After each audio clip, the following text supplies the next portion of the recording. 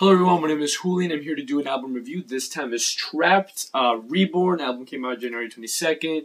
41 minutes long and it comes with 11 tracks unless you got the deluxe, which comes with a shitload of acoustic tracks, which is good and bad depending on how you look at it. A little bit of history, as always, between me and Trapt.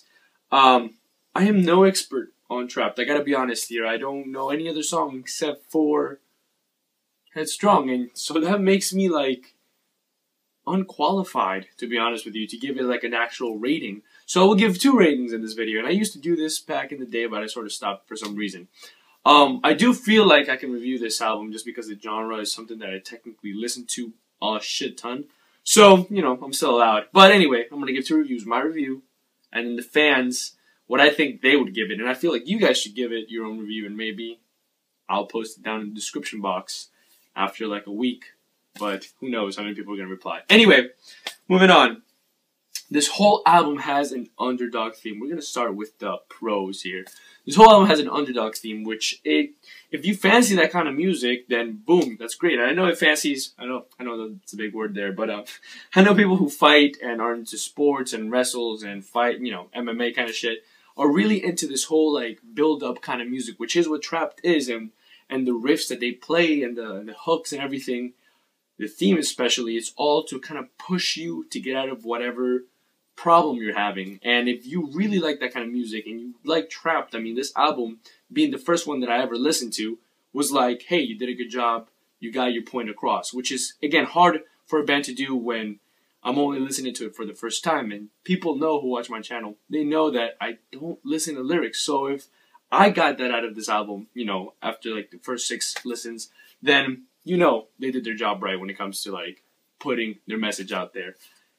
Very clear and straight to the point with catchy as hell lines. Riffs and everything, they're just catchy.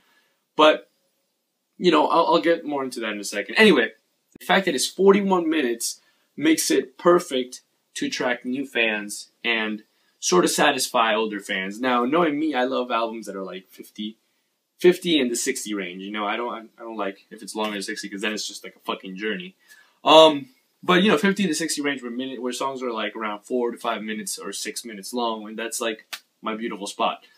But generally, when bands try to reach mainstream audience, you gotta think about the radio and you gotta think about other shit to take into account. I personally wouldn't listen to a Trapt song that was 7 minutes long if it was the same shit.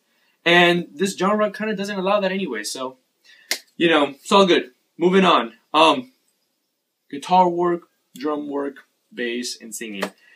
At this point, bands like Trapt, the underdog theme bands, Trapt, 12 Stones, Papa Roach, they're a couple out of thousands of bands that do the same thing. So, what makes you different? That's what I'm thinking when I'm listening to Trapt. What makes you different? And the answer is nothing.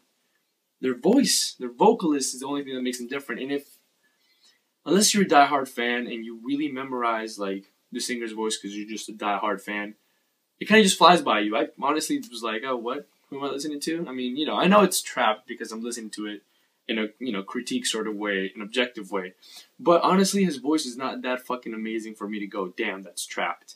Papa Roach sometimes kind of blends in there, but for example, I listen to 12 Stones, which is one of my favorite bands. I listen to 12 Stones and I know, hey, that's Paul, But, again, Trapt does nothing to separate it. Now, whatever it does do, it does a good job. The music they do, I don't hate any of it, except Experience, which is what the fuck.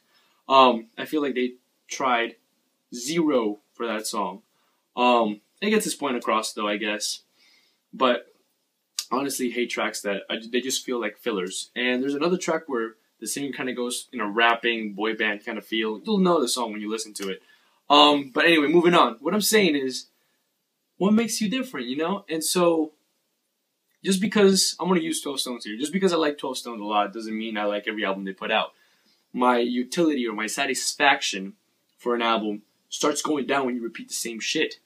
And it's very tough. It's this controversy whether you should change your sound or keep it the same. And, it sucks for a band, because it's should I please my fans and keep coming out with a new album, or should I change to just kind of keep my shit new, and risk losing some fans? And honestly, the more I listen to music and the more I listen to this post-grunge genre, which was my genre, but slowly starting to change, is to change a little bit. I mean, post-grunge is out there a lot. And, you know, once you listen to enough bands, it kind of just becomes like this, okay, what's new here? So, that's the cons, I guess. Again, they're not reinventing the wheel, but what they do, they're doing it right. So if this is your first album, you know, it's all good. Same with me. It's like, okay, Trapt, your first album was fucking good. But I know that if I go through Trapt's history, I doubt I'll find anything that's drastically different. And the fact that Trapt is one out of the the many bands that I've listened to that do the same shit, well, it doesn't really make Trapt stand out. What I'm trying to get at is this album is a solid release. It's not going to pass a 7 in my scale just because, again, satisfaction kind of depletes the more I listen to this style of music, and they did nothing new. The vocalist is the only thing that separates them. There's no crazy solos, but they do have catchy riffs, you know, catchy hooks, catchy lyrics and themes and all that stuff. So it was fun listening to it, and it wasn't a drag. You know, there was those 2 songs that I mentioned that was kind of, whoa, what the fuck? But other than that, they did a solid release. Anyway, my score for this one is a 6 out of 10. Fans, I think, who are like super diehard fans of this genre would give it like an 8 and above.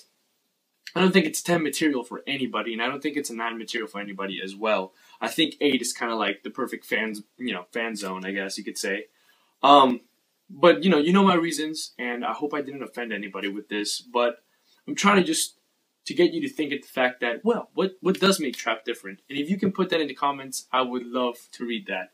So, thanks for watching, guys, and stay tuned.